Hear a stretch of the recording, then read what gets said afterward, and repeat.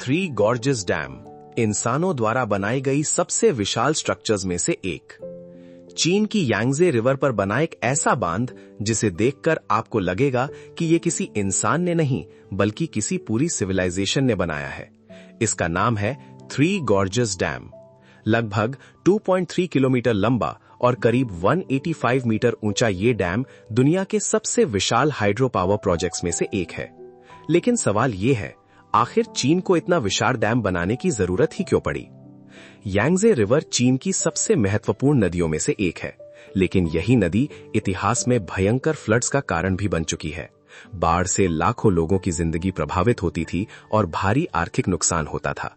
इसीलिए आइडिया आया, अगर इस विशाल नदी के पानी को कंट्रोल किया जाए तो एक ही प्रोजेक्ट से फ्लड कंट्रोल, इलेक्ट्रिसिटी जनरेशन और नेविगेशन तीनों समस्याओं को एड्रेस किया जा सकता है।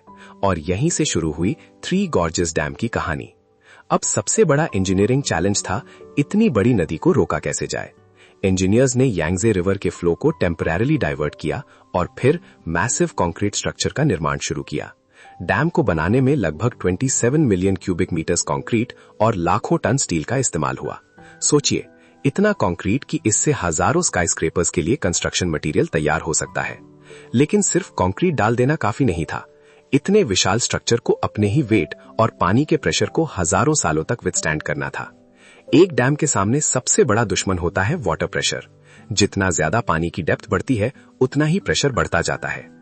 थ्री गॉर्जेस डैम के पीछे बनने वाला रेजर्वॉयर लगभग 600 किलोमीटर तक फैला हुआ है। जब रेजर्वॉयर भरता है तो पानी का विशाल मास डैम पर लगातार प्रेशर डालता है। इसीलिए डैम को एक मैसिव कंक्रीट ग्रेविटी स्ट्रक्चर के रूप में डिजाइन किया गया। इसका अपना वजन ही इसे पानी के प्रेशर के खिलाफ स्थिर रखने में मदद करता है। यानी यहाँ कंक्रीट सिर्फ वॉल नहीं है, ये पूरा स्ट्रक्चर अपने वेट से पानी को चैलेंज करता है। लेकिन थ्री गॉर्जेस डैम का सबसे इंप्रेसिव हिस्सा सिर्फ इसका साइज नहीं है, इसके अंदर मौजूद हाइड्रो पावर सिस्टम है। डैम में 32 लार्ज टर्बाइन जनरेटर्स और कुछ एडिशनल जनरेटिंग यूनिट्स हैं। इन टर्बाइन से गुजरता पानी टर्बाइन को घुमाता है और मैकेनिकल एनर्जी को इलेक्ट्रिकल एनर्जी में कन्वर्ट करके इलेक्ट्रिसिटी जनरेट की जाती है। इसकी टोटल इंस्टॉल जनरेटिंग कैपेसिटी लगभग 22,500 मेगावाट्स है।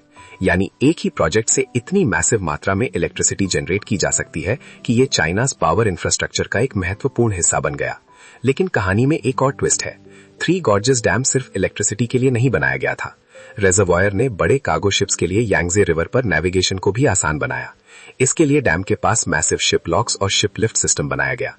जहाजों को पानी के अलग अलग लेवल्स के बीच ऊपर नीचे ले जाने के लिए ये सिस्टम्स काम करते हैं। मतलब जहां एक तरफ टर्बाइंस पानी से इलेक्ट्रिसिटी बना रहे हैं, वहीं दूसरी तरफ शिप्स उसी इंफ्रास्ट्रक्चर के जरिए नदी पर आगे बढ़ रहे हैं। एक ही प्रोजेक्ट, एनर्जी, फ्लड कंट्रोल और ट्रांसपोर्टेशन। लेकिन इतनी बड़ी इंजीनियरिंग अचीवमेंट की कीमत भी थी। रेजर्वॉयर बनाने के लिए विशाल क्षेत्र में रहने वाले लाखों लोगों को रिलोकेट करना पड़ा। कई विलेजेस, टाउन्स और हिस्टोरिकल साइट्स भी रेजर्वॉयर एरिया में आ गए। इसके अलावा एनवायरमेंटल इंपैक्ट को लेकर भी कंसर्न्स उठे हैं। बड़े रेजर्वॉयर ने लोकल इकोसिस्टम्स, सेडिमेंट ट्रांसपोर्ट और लैंडस्लाइड रिस्क्स जैसे मुद्दों को जन्म दिया। यानी थ्री गॉर्जेस डैम को सिर्फ एक इंजीनियरिंग सक्सेस कहना भी पूरी कहानी नहीं बताता। ये एक ऐसा प्रोजेक्ट है जिसमें टेक्नोलॉजी, इकोनॉमिक्स, एनवायरमेंट और ह्यूमन कॉस्ट सब एक साथ जुड़े हुए हैं। थ्री गॉर्जेस डैम इंसानी इंजीनियरिंग की एक्स्ट्राऑर्डिनरी कैपेबिलिटी दिखाता है। हमने एक विशाल नदी के फ्लो को कंट्रोल किया, मिलियंस ऑफ टन्स कंक्रीट से एक मैसिव स्ट्रक्चर बनाया और पानी की नेचुरल एनर्जी को इलेक्ट्रिसिटी में बदल दिया। लेकिन इसके साथ एक बड़ा सवाल भी खड़ा होता है। जब इंसान नेचर को इतना बड़ा बदलने की कैपेबिलिटी हासिल कर ले, तो असली इंजीनियरिंग अचीवमेंट क्या है? नेचर को कंट्रोल करना या उसके साथ बैलेंस बनाकर आगे बढ़ना? आप क्या सोचते हैं?